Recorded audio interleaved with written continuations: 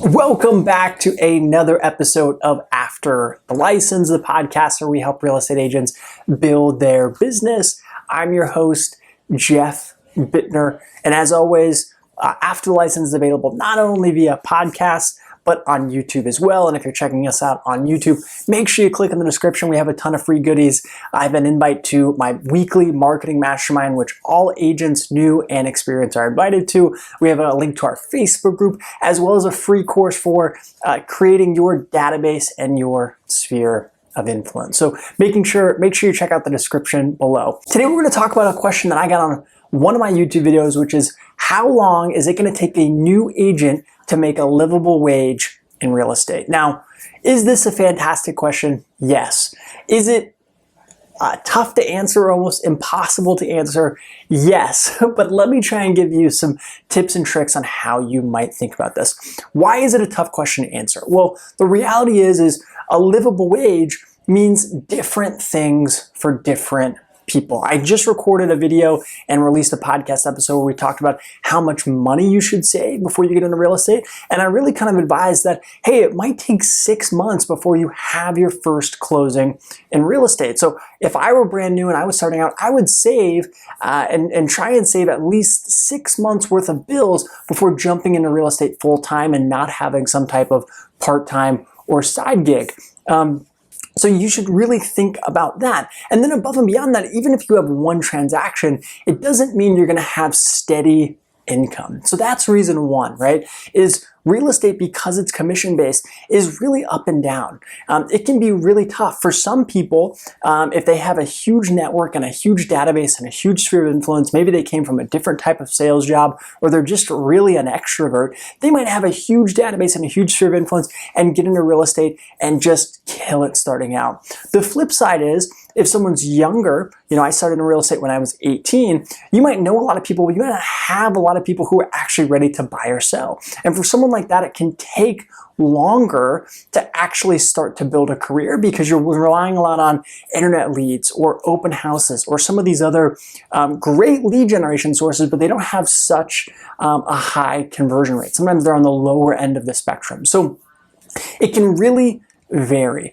One person's success is different from another person's success. So I still stick with the advice that should you wait and save about 6 months of bills before jumping into real estate full time? Yes. Can you do real estate while working a part-time or a side gig? Yes. But let me give you some other kind of rough math that you can start to pencil out so you can try and plan for what income might look like when you get into real estate. So when you sell real estate, you are ultimately paid via real estate commission. And that is almost always a percentage of the transaction. Now, percentages are negotiable and everything varies, but in most markets, you can expect to get 2.5% to 3% as the gross commission if you're either helping someone buy a house or you're helping someone list a house. Now, again, that's variable. It's not guaranteed. And with a crazy market like we're in now, we're actually seeing that kind of go down a little bit. But realize that that is the gross commission, right? There's a lot of things that you have to pay out of that full amount. If you're brand new, you're going to have brokerage fees. You might have an additional split for a mentor or a team you're a part of, not to mention all of the cost to actually getting your license, and you have to pay Uncle Sam taxes, right? So I think a good rough number to realize is every transaction you close in the very beginning, I would use 1%, 1 to 1.5%, but probably more towards the 1% mark, as a good kind of gauge for how much you can expect to net if you close a transaction. So what I would recommend that you do is look at what is the average price point in the area that I live, and I would calculate 1% of that, and that's what you could probably expect to net if you close one transaction, especially when you're first starting out. Now that number can go up because as you get more experience, you might drop that mentor, you might move to a different brokerage.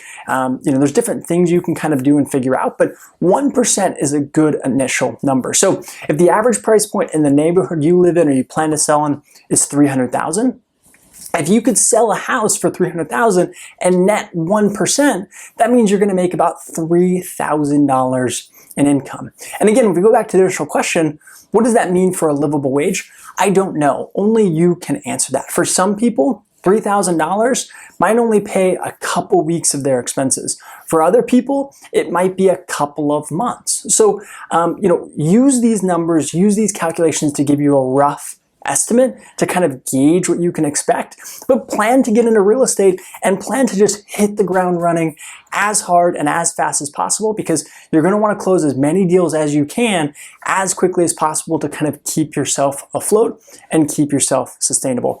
The last piece of advice I'll give you on this is, if you're planning to go into real estate full-time and you're dependent on your income, consider getting a part-time or a full-time job that allows some flexibility for you to sell real estate. But then the other thing you can do is review all of your expenses and get those down to as low of a number as you can. Are there things you're spending money on right now that you don't need or aren't a necessity, right? And if so, can you get rid of those to potentially, power you forward to a career that you're actually going to enjoy and love, right? I would hate for you to be spending money on things you don't need or you don't want, but then also feel like that's a burden from you getting into real estate because you don't feel like you're going to be able to keep up with those expenses. So one of the advantages I had at getting started in real estate at such a young age is I had monthly expenses of like $1,000 a month. So if I closed a house and netted $5,000 or $6,000, I was able to sustain my lifestyle for 5 or 6 months. So the lower you can keep your expenses,